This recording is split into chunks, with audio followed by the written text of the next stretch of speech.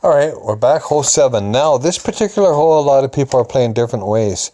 You can play the right side, and then there's a rough bump, and there's a funnel in the back of the green there. Or you can play straight ahead. Like, I was playing the right side, but I kept missing the funnel for some reason.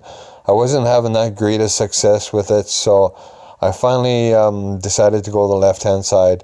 Like, this hole here was played in previous tournaments quite a few times, and it's been revised. They changed things around and stuff like that. So this is a different way to play it. But if they change the green on here, we're going to have to play it differently next tournament or another tournament down the line. But for this particular tournament, this was a way I played it that I'd never seen anybody else play it. But played this way in the Pro Division as well, and it was working like a charm, so I figured I'd try it in Rookie Division. Sure enough, I got the same result. So I went full top, one right, and I went with the Kingmaker because it's going to help with the second shot here. Now, what I did is I tried to get this as far as I could down here, so I could put myself in a thorn range for the second shot. So to get this proper setup, like, I'm not even sure what I went with elevations here, because in Pro I went with plus 20% on the first shot, plus 20 on the second shot. Now, this is Rookie, it's going to be different, so, because of the winds and stuff like that. So I may have went plus 10 on both shots on Rookie here.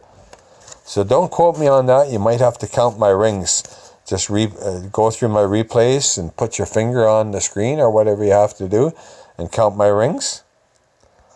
But so the 2 pointers I looked at here is going full top on right, trying to get this down as far as I can, looking at the bounce on the second fairway and looking at the guide, see that shadow of the tree or that bush? It's pretty much how I played Pro, is I went with a shadow on that lower one. Yeah, see, we're pointing that tip of the ball guide right in around that point. So if you look at my setup and count my rings, like I said, put your finger on the screen if you have to. And hopefully it's accurate here. But I believe I played this at 10%. I played the same kind of curl I played in Pro as well. So there ain't too much difference between Pro and Rookie. So you can mark down the yardage if you want. 349. Let's take a look at the next shot. Okay, this shot is shot number 2. Like I mentioned, I can't remember the elevation here, if I played plus 10 or plus 20. Now you can see we're mid-range of the, our minimum range of the backbone.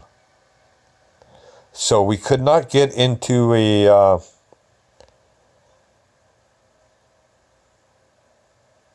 wedge range or short iron range or anything like that. We had to go in long iron range, which still worked out fine.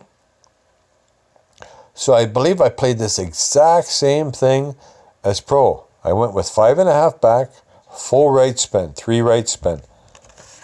So elevation wise, like I mentioned, not sure if it's plus 10 or plus 20 here. Like, it doesn't look like it's downhill, but it is, because it goes uphill and it goes downhill again. So like I mentioned, there's a great big funnel on this side here.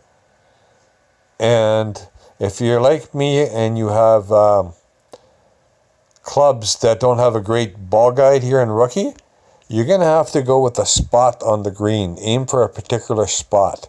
So like I mentioned in Pro, is you look for a spot. So what we're doing is we're counting the dark squares where the flag is to the right of the flag.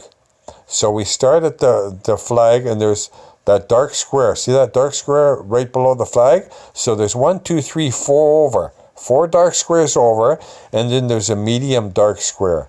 And see that row, that medium dark square above that dark square? And see, we're trying to put the ball guide about 3/4 up, right on that line there, 3/4 of the way up. So there's our point, our set point where we want to put the ball guide. So make sure the ball guide's there all the time. See, I give it a little bit of underpower here. Reason being is I couldn't adjust back.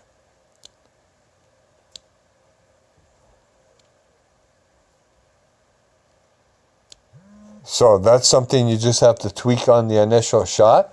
Maybe give it less curl.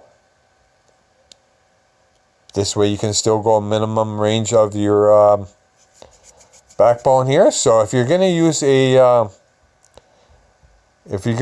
wood or a short iron here, depending on how your drive is. I tried to get it in short iron range, couldn't. So I made sure I brought a backbone, or I made sure I brought a club that I could at least go 5.5 backspin on. So that's how you're going to have to decide how to play this hole. Make sure you have a long iron that has about 5.5 back. Of course, there's different ways to play this. You can move it on different, you can move it lower. Maybe it's the third one. Maybe the third one will work. Maybe the fifth one will work. The fifth dark square. But this is just what I stuck with. Of course, you didn't have time to test these holes out and play them over and over again and find out what works best. So I just stuck with what I knew worked. And, if you got a club that has less backspin, you just have to switch things, change things up a little bit. But that's basically how you have to play these tournaments. You're going to have to tweak things, try them. It's all trial and error. Nobody knows how to play them for sure until they play them over and over a few times. So that's hole number 7. Thanks for watching. We'll catch you on hole